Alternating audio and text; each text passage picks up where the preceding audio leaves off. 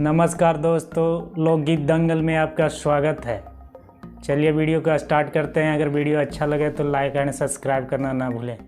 घर के पीछे